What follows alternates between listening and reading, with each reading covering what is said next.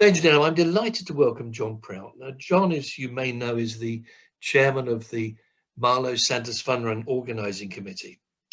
So, John, this year we are facing a situation like no other. Obviously not possible to run the Santa's Fun Run as usual. So what exactly are the plans for 2020? Well, we kicked this around from the beginning of lockdown, to be quite frank, back in late March. And I think it was pretty clear that you'd be a brave person to say the event could run as it's always run. So we made a decision fairly early on that we ought to change. There's a huge number of logistics that have got to be planned well in advance. So where we've ended up is the run that's presented on the website and in the media. We've called it a virtually real event. What that means is you can still run, but not in the way that people have run before. So the invite as things stand is that people can enter either individually or in teams. Teams can be as big as you like, but basically they're self-managed teams. And this means that the lead person or the lead members of the team or the family or whatever, they decide their own route. They can run at any time over the weekend of December the 5th, 6th.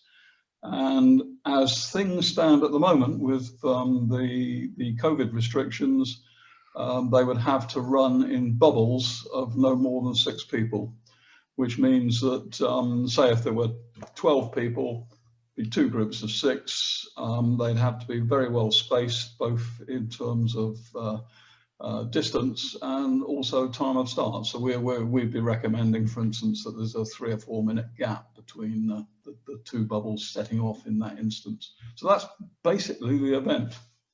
I mean, that really is an incredibly inventive approach to the problem. Now, does that mean that I can, if I'm based up in Aberdeen or I'm based in Johannesburg, I could take part in the event? It certainly does. And we're pretty sure that we've got teams entering from as far afield as places in Australia. We think we might probably have teams in Adelaide. Also understand there's a team being formed in Melbourne, and maybe some others as well, and other places around the world. We're trying to get teams organised in South Africa, in Sweden. In fact, we have a conference call with one of our sort of family clubs in near Gothenburg in a week or so's time. Whether that happens or not, we'll see. But yeah, it can be anywhere in the world. Obviously, different rules and regulations will apply. But as the event is self-managed, we're assuming that the team leaders will sort of cover all those issues off. That sounds fantastic. I mean, the website, does this have all the details of membership, of joining, and the details of how you organise a run? Yeah, I mean, the website is www.santasfunrun.org, and that website has all the details. It's in a new format this year. It's in a page turn format. There's about 30 odd pages there. You don't have to read every page. It'd be nice if you did. And there's 2 fundamentals there. The first is to enter. So a team leader can enter. Adults, it's £15. Older children, 10. Younger children, £6. So you enter. If you want to add more team leaders, team members in later, you can do that very easily. So you can go back into your entry and add more team members. There's no limit to team size. The only limitation we have is that we only have around about 3,000 Santa suits in stock. We'd be delighted to run out of stock, but that might be a tall order in the current climate. We'll see. Now, those Santa costumes, they'll be available primarily for people in the sort of Greater Marlow area, will they? Well, yeah, but we've arranged a postal service, so obviously the people who are listening to this program are largely going to be in the Marlow area. So we can deliver them. You can collect them from one of our depots. We have a team of volunteers who will deliver. There's a small charge for that. And for postcodes outside of Marlow, we're operating for the first time a courier service. If there is an entry in Aberdeen, we're couriered up. If you are listening from abroad, I suspect there are one or two people who do sort of dial in at various points. We're not supplying Santa suits outside of the UK. It's a charity event, and I'm afraid the costs of actually arranging all that would sort of basically make it not economically viable. There is, if I can also go in, there is another part, it's always been an important part of the event, but it's even more so this year than any other year. I think most people know that charities in particular are really struggling. I'm involved with a small charity. All of our core fundraising events, like a dinner dance, summer fete, all the rest of it, all of those are bitten the dust. And there's a void. And a small charity has trouble getting airtime quite often. So what the opportunity is this time round is for small charities or even PTAs, scout groups, Boys Brigade, Girl Scouts, Brownies, whatever, to put a team in to raise money for their own organisation. And towards the end of the website, the back end of the page turn website, there's invite to go into Virgin Giving, set up your own Virgin Giving page and collect money for your own charity. It's all explained in the entry process. All the money does go to Rotary. It goes through to Rotary from Virgin Giving. But if you've nominated, for instance, your PTA as the charity that you support, we make sure that 75% of what you return in sponsorship funds goes straight to your PTA in that case. The other 25% goes to Rotary for Rotary selected charities. And that's an important point to stress, that it goes to Rotary selected charities. It doesn't go into any other sort of pot. Yeah. Those charities, Mike, as you probably know, those charities are almost entirely local charities. And the two lead charities this year are the Alexander Divine Children's Hospice and Bucks Carers, so two great local charities, and they will get quite a large percentage of whatever we raise, plus a host of other charities will get smaller amounts. That's great. Now, I mean, in normal years, you receive quite a bit of sponsorship from organisations and the like. How's it been going this year? Well, it's been hard work. I will confess to that. We've worked very hard. A lot of the businesses that we normally rely on have had their own particular problems.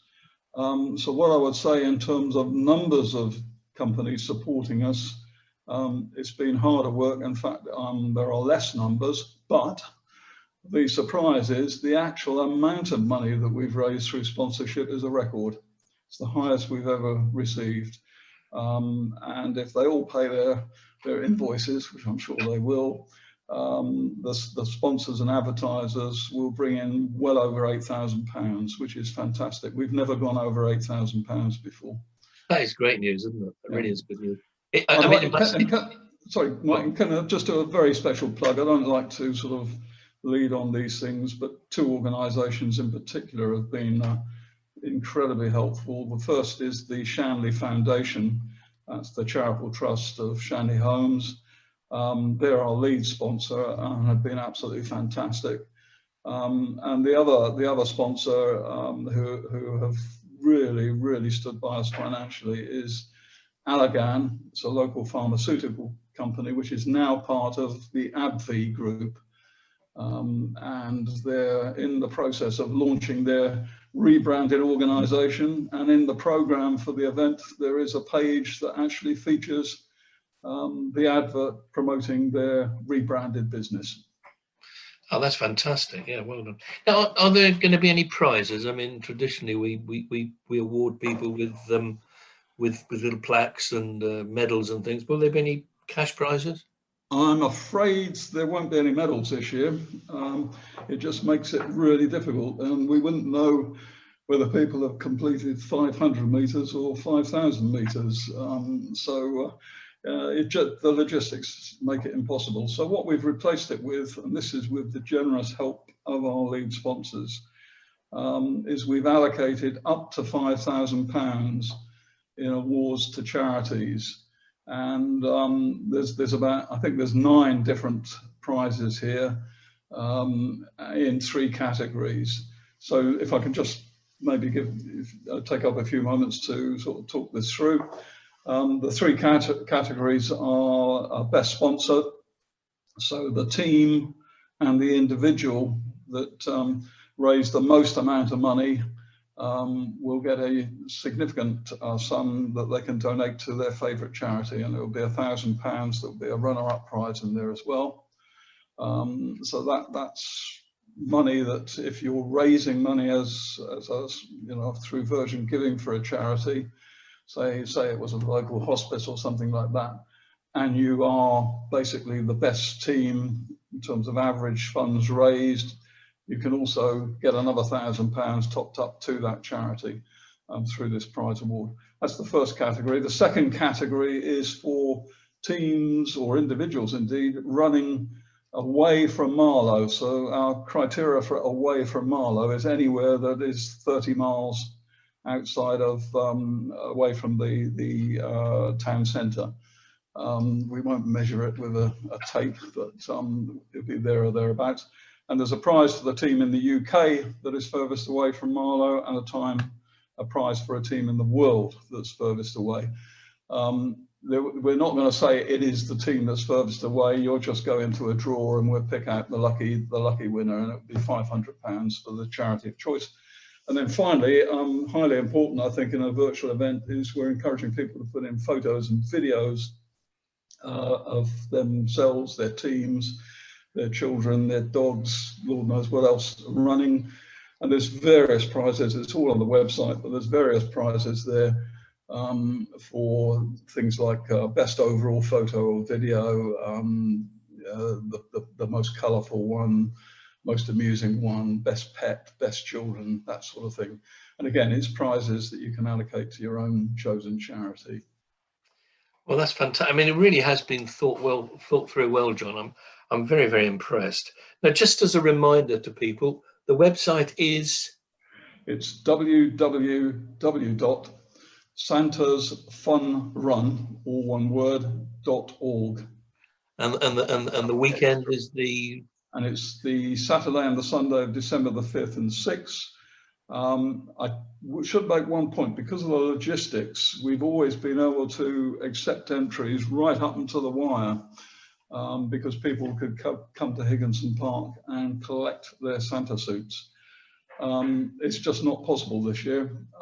So there will be a cut-off for entries, and it would be sometime between the middle and end of November. We've still got to decide on dates for that. So, you know, as I think it was Fred Pontin used to say, remember, book early. That's absolutely fantastic. He put his thumb up as well, didn't he? I think he did, didn't he? Yes. Yeah, that's absolutely superb. Thank you very much indeed, John. And I'm sure we'll be reading and seeing a lot more about the Santa's Fun Run as we head towards December. But in the meantime, John, thank you very much indeed. Thanks very much, Mike. It's been a pleasure. Yeah.